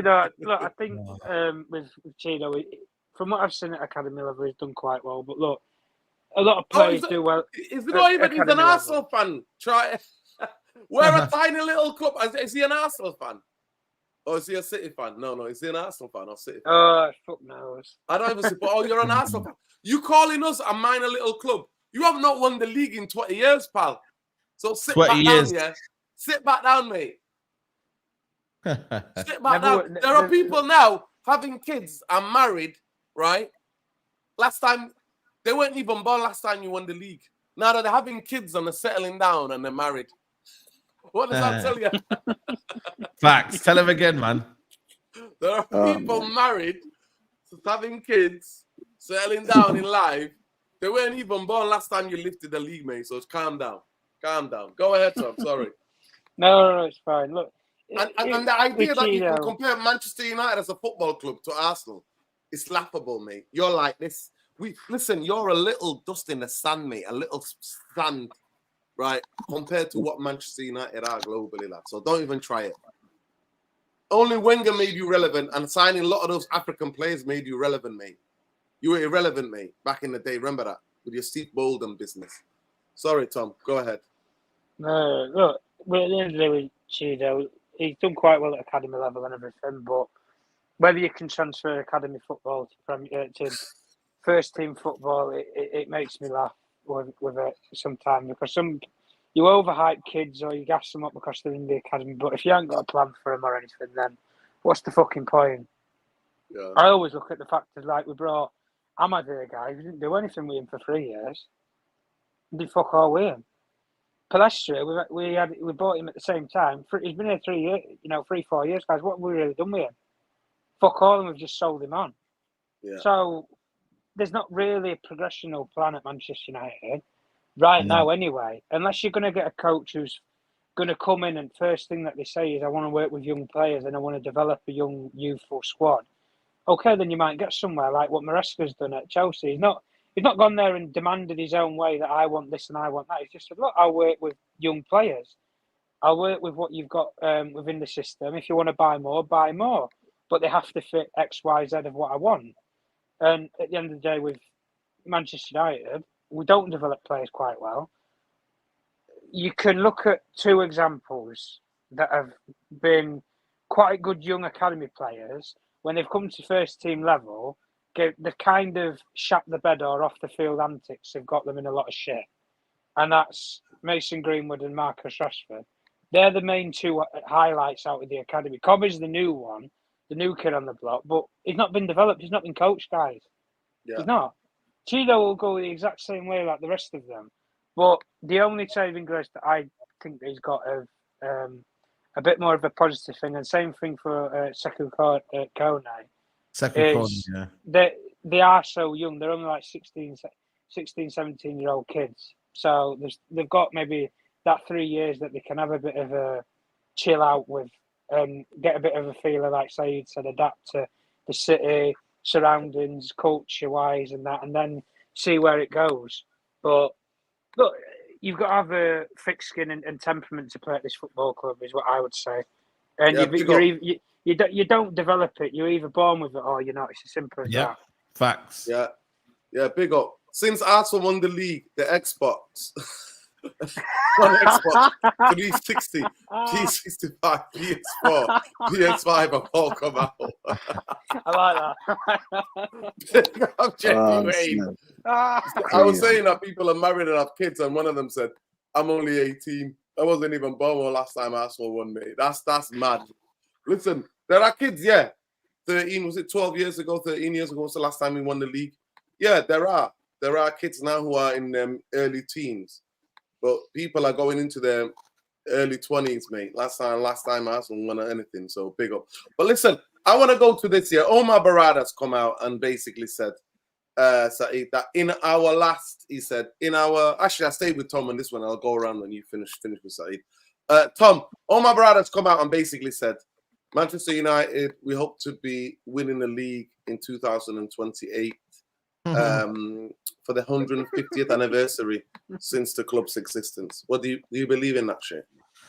I don't know. Well, stop wasting time then. Stop. I would say stop. Why are you wasting time with Ten Hag then? Exactly. Why are you wasting time? Like, why are you wasting time? Yeah, facts. Why are you wasting time with this manager? But obviously, it could be PR as well, guys. 100%. You see the timing of that? A day after FC20. Did you notice that? The day after FC20. See how they come out, yeah? Saeed, you speak first. Speak first, then we'll go around. Yeah, go ahead, you know, for me, it's like, I think it should be expected, though. United should be challenging in the next couple of years, knowing the money we've spent and whatnot. But obviously, it all depends on who's captain the ship. That's the main thing, innit? But I do 4 years, though, Saeed, from now. I know. That's for me. It's like I don't want it to be a kind of a year. Like it should be momentum. It should be the feeling around the club. It shouldn't be a situation of, you know what, like by this year we should be challenging. Like, nah. If you say now we were, let's say for example, now we spent how much money under this manager? It's like in our 4th year, maybe nearly 5th year, it should be that United should be at least looking to challenge for the league. People say that this year United should be challenged for the league, but we didn't, and that is a bit of a shame. But like I said to you, I feel like the standard should always be high, man. United should be looking at least challenging, looking at least kind of compete, man. The word compete should be in everyone's brains, bro. Like we should be like say to ourselves, nah, we're not better than this team there. We're not no better than that team there. Like we should be looking at this, see if we can right. Aston Villa. They're doing their thing after good recruitment and having a good manager. United should be able to do that as well. Like, I feel like it all comes down to the fan base as well, because the fan base in their heads have just got this top 4 race as a prize, man. But let's get in this top 4, guys, and we're good. Like, come on, bro. Like, for us to do that, just think about top 4. It's very, very. It's a sad indictment of where we've come. Like, genuinely, man, because. It's seen as a trophy. Then when we get to Champions League, we're shit in that competition. So I don't know. I generally, for me, don't know where this club is at, man. I just think for me, it's like ultimately, Omar Barada can speak all he wants, but what do they say in life? Actions speak louder than words. If you don't have any actions, then you can say all of these good things. If you're really on the time, Saeed, if you're on the clock, yeah. If you're against, like, if you put a timer on, why are you wasting time with this guy then? Why don't you go and get a coach that in 2 years' time, that develops a way of playing, and 3rd year you challenge, 4th year you go for it? Like, I don't get it, Lesso. Why come out and say this, other than his PR? To me, I'm watching I've seen it. I'm always an Ineos watching it. Everybody, me. Everybody knows me, lad. Right? But Lesso, like, it's crazy. Like, the day after the defeat, it comes out. The Friday, it drops. Yeah, United are, on Friday, Yeah. That's how I hope to win the league. So it's like basically saying the fans believe. But yeah, listen, big up Saeed, yeah. Saeed, listen, bro. Yeah. Tomorrow, let me know if you're coming. Yeah, I will let you know. Love. Yeah. Big up to everybody. Love, man, them. Been a long day. Man, big up, man. Yeah. Big up, Saeed. Love Saeed. Saeed, how did Sancho play? I would have asked him. Did any of you watch the Chelsea game? How did Sancho play? Did you watch it also? Yeah, I watched a little bit of it. He actually played well. Sancho is just blending in well with whatever Chelsea's doing at the moment. He set up another goal in it, another assist for him, Yeah. So, he's contributing in almost every game now that he's playing. So, for me, I think they knew what they wanted to do with him the minute that they bought him or they wanted him. So, he's a Chelsea boy as well. He's a Chelsea fan. So, he's in a happy ground. London is his home. It's just the right environment for him to flourish, I think. So, it's just sad that we had to sell him to Chelsea. We should have sold him abroad, I don't know how we're operating as a club. Yeah, big up. Go ahead, but Omar Barada, and then we'll go to Tom to finish up the show. Go ahead. All right. With regards to him, man, that's why I always say they were the ones who were saying that Man United, they strive for Man United to be like Real Madrid. The mentality needs to show. You need to show that through actions. Right now we're operating like a small club. We don't want to get rid of someone. We kept him here. After basically our worst season, Premier League season in history, and we still gave him a new contract. And on top of that, we gave the likes of Bruno Fernandes new contracts, and we, for me, they move in shaky at the moment. The actions, the words don't match the actions at the moment. So it's still murky for me with this ownership. They need to now, if they sack him right now or just before December and try and salvage the season and try and get in a manager that will come in and be serious and help us challenge, then I think we can make that observation and we can make that conclusion that they really want to be at the very top. They've got a stadium that needs to be filled, that they're going to build. So I think that's why they're trying to rush us competing again, because no one wants to watch a team that's playing for 6th or 5th position, and you have all this huge stadium and, you're trying to market yourselves and everything. So we have to quickly challenge. I've said this, the next manager has to be the manager that gets us challenging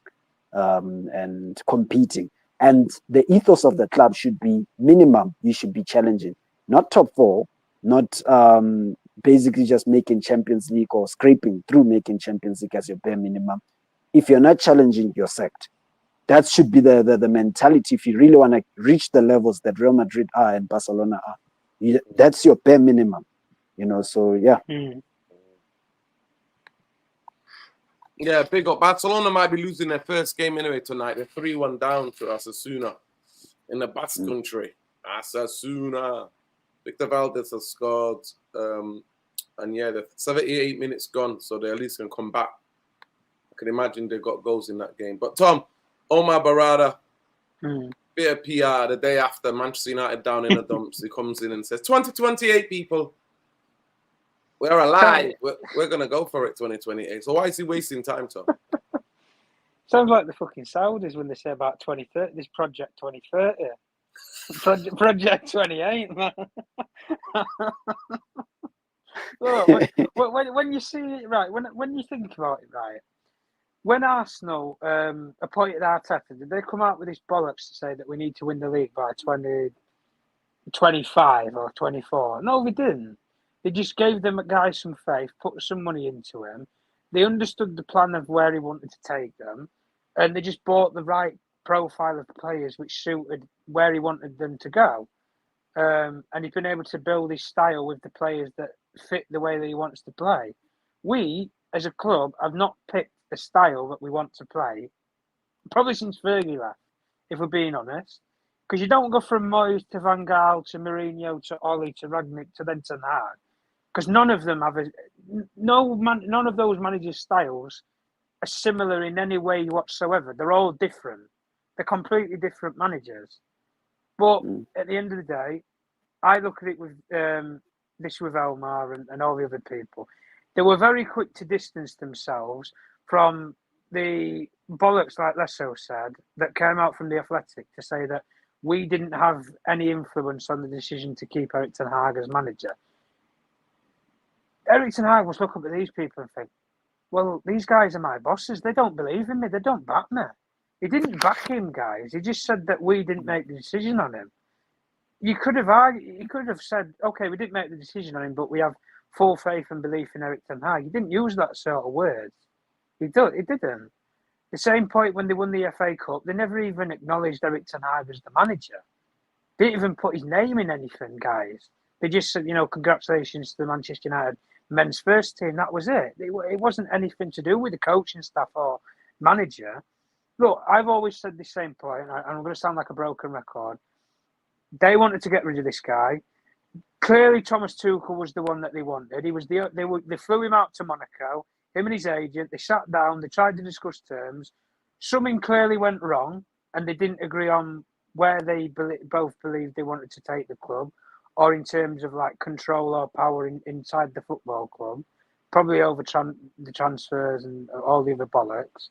Maybe a couple more zeros on the end of the agent fees or something. But look, at the end of the day, if you get rid of Erik Ten Hag, I agree with what Saeed said before.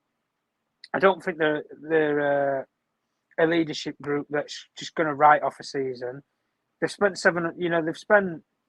if we talk about Ineos, guys, they've spent like nearly 300 million pounds already this season. They're not just going to wipe that off as if it's fuck all. They're going to want to try and get something out of the season if they can. So, at the end of the day, with Barada saying this about 2028, like, who the fuck knows if you're even going to be here by 2028? That's not something I want to hear. I don't want to hear timelines.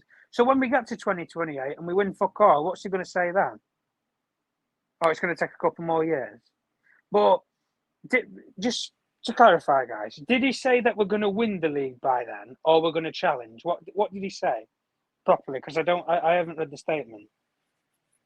Win the league, Tom. To win the league. Look, I'll show you the quote again. To win the league by then, or challenge? Yeah, he said to win the league for the 100th anniversary. Well, they better get a fucking move on then, haven't they? That's all I'm going to say, because in 4 years, yeah. But if we're looking at it right, if the ambition is to win the league in 4 years, Casemiro's not going to be part of that squad. You could argue. Onana's not going to be part of that squad. There is. Omar Brada told Man UFC staff that he aims to win the Premier League title by 2028 for the 150th anniversary of the club being formed. Fucking hell. Yeah. But are we going to script the league or something? Like, Dodgy Omar's brought his hacks over, he's brought the cheat codes from City. Like, where's he getting this confidence from? But look, I've heard people walk into this club with brash statements. Listen, Ten Hag came in here and said, Liverpool and City's dominance isn't going to last forever, and all of that bollocks. I've heard people come in here and make statements before. Mourinho, we're going to do things differently. We're going to win the league. We're going to compete, with the best teams in the world and stuff. It didn't fucking happen. Ollie, we're going on this journey, this progression, and we're going to see where it ends. Yeah, it ended in fucking failure. Ragnick, it started okay in that Palace game, and then ever since then it just faltered off, and then suddenly, we need open heart surgery, and he told the truth of the football club. Like, every manager, when you think about it, guys, when they've come in here, they've always had a statement. They've had like that one tagline, and it sticks with them. This is Omar's fucking tagline. Yeah. Jimmy's tagline was, fucking hell, what was it? We're gonna have to wait and see what the market does for us. Dave's tagline was, I'm a performance guy. We've got all these marginal gains. Marginal inhaler gains, Tom. Yeah. Ollie's was, we need some more legs in here. Listen, and Ollie's was like, little tagline. That's it. Everybody's had their little tagline. But listen, at the end of the day, if the ambition's to do that in 4 years, you've got to dump this manager now. Because you're seriously telling me you're going to give him, by that time, he'd have been here 8 years and he'll have won fuck all, and he's going to spend another £700 million. Wow. He'll have spent £1 billion as a manager and won fuck all. There you go, Tom. There you go. Listen, I just want to say, delusional. I just want to big up Time, Space, and Continuing. It says, let's do something different, United channel, fan base. Let's back our manager, the team, and we'll see what it's like to support a team for once. Let me say something. Time, Space, and Continuing. Show me good football, and I'll get behind you, and I'll back the manager. But I'm sorry, in 12 years, no manager has shown me consistently good team. Win, lose, or draw. You have to understand Time, Space, Continuum. I'm one of those fans, the songs I'm out. I've seen it all. So I'm not about winning. And Man United don't have a right to win any trophy. Manchester United have the right to compete for the money that we spend on players, the size of our club. We have to build a good team. So show me something good for me to get behind. You saying get behind the team and get behind the manager's donkey fucking tactics in midfield, right? It's not even a donkey. Donkeys have uses. It's not even donkey. Just ridiculous. The coach is playing against us week on, mate. So what do you want me to get behind? You have to show the fans something to get behind. That's another aspect you don't know about fan bases. They have to see something to get behind the team. There is nothing. Yeah, look at Barca too. Despite being financial health, there's still the standards to stop managers and get rid of flops. Exactly. The things that are, those comments are Barada incredibly tone deaf. Look at the current state of the team, the most incompetent manager to walk on earth managing us. But the day's dreaming about 2028. It's crazy. People, it's crazy. Big up to all of you. It's been over 350 people in here at the highest point. Now, still over 320 of you. We set a target of 260 likes. You've done that. Big up to everybody who liked the video. Subscribe to the channel, please. We are shadow banned. We're not demonetized anymore, but we're shadow banned. So please, facts, Tom. All right, Tom. It says tomorrow. Yeah, exactly. So for me, it is what it is. Manchester United have to now, and there you go. Why talk? Actions speak louder than words. Exactly. Does that mean then if we don't win the league, then you're gonna resign? Then you're gonna leave the football club? You should have followed it up by that. He'll say, if I don't, then I'll walk away. Yeah, definitely. Something. Yeah. Big up. Well done to Sancho for betting and improving Chelsea United. Down for screwing me down to the majority of the fan base that makes their decision based on prejudice. Blindly supports them. 100%, bro. 100% agree there, people. And big up to Khalis Ramadeen Lassie. It's basically at Khalis Ramadeen Lassie on Twitter. Make sure you give him a follow. It's there with all the geopolitical, domestic, political, football. Is there, man. It's a Twitter man, so make sure you follow him. Wow, Asasuna 4-1. Wow. Well, you know, they're going to lose one game. They might have been this one. Flick rotated too much. Barca mudded. Yeah. Well, there you go. When you rotate. But at least he's willing to rotate. Listen, free Israel. From what? Occupying other lands that don't belong to them. What the fuck are you talking about? You piece of shit of a Zionist. Get the fuck out of my channel, mate. There's the treatment you get. You get fucking blocked, mate. You get banned, mate. Banned. Get the fuck out of here with that talk, you prick. Solidarity with the Palestinian, the Lebanese, anybody resisting Zionist, imperialist, colonizers. Solidarity. Free fucking Palestine. Free the people of Sudan, the Congo. And by the way, the Zionists are involved in those places too. If you dig in a little deeper about Congo, go and read about Congo. Who's robbing their diamonds? Who's robbing their fucking diamonds? Yeah, fuck the fucking Zionists. And if you are part of the Zionist crew, fuck you too. Yeah? Solidarity with all the people in the world resisting fucking Zionism, resisting imperialism, resisting colonization, yeah? We stand with those people. And fuck all the racist fucking countries like the fucking UK government with their fucking genocidal support of the Zionists. And fuck the fucking US as well, government, with their genocidal support of the fucking Zionist fucking colonizers, imperialists. And fuck them. Fuck fucking NATO as well while we're there. Everybody knows my views. Yeah? Yeah? I'm always spreading it. I'm always spreading it. Don't you worry. You come to the right fucking channel, GI. Yeah? You're at the right channel. Yeah, we don't shirk those responsibilities, man. We don't. I survived Civil War as a kid, man. Less so. Survived fucking apartheid. And still, it's an economical apartheid in South Africa. Still, they own all the land. People who raped and pillaged that land still own all the land. And fuck them too. Yeah? Yeah. Fuck colonizers. Fuck imperialists. Fuck what more warmongers. Yeah, while we're there. Solidarity with the people of Lebanon. Solidarity and love with the people of Lebanon. Lebanon, in Beirut. Solidarity and love. May you prosper in your defense of your land against the invaders. Love, light, always. Fuck the Glazers. Win, lose, or draw. Fuck Jim the Rat for letting them stay. Yeah, big up to you, Lesso. Like I said, make sure you check out Saeed's channel. Go and watch we packed our best 11, me and Expressions with Saeed. We did it the other day. The video came out last night. Go and check it out. Make sure you follow Tom Journalist 1. Lesso Football TV, but make sure you follow him, Black Rain on Twitter, at Black Rain.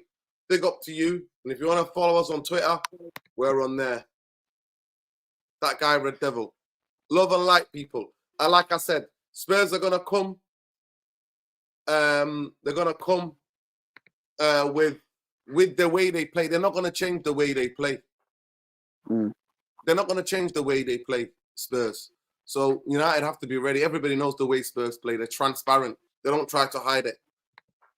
It's up to Ten Hag, innit, and the team to see what they do. But yeah, free Palestine. Listen, free Lebanon as well. Free ship our farms, mate. Free ship our farms and the Golden Heights. You see what they're trying to do in Burkina Faso.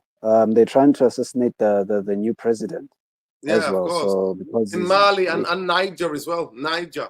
Yeah. Imperialists everywhere, man. Snakes. Fucking snakes, man.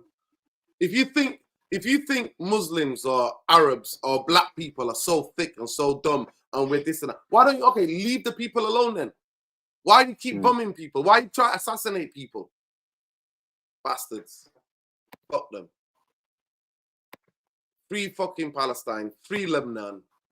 Free all the people resisting Zionism, colonization, and fucking imperialism. And fuck the empire. Peace, love, light. See you tomorrow for the match reaction. Take care, people. Take care, people.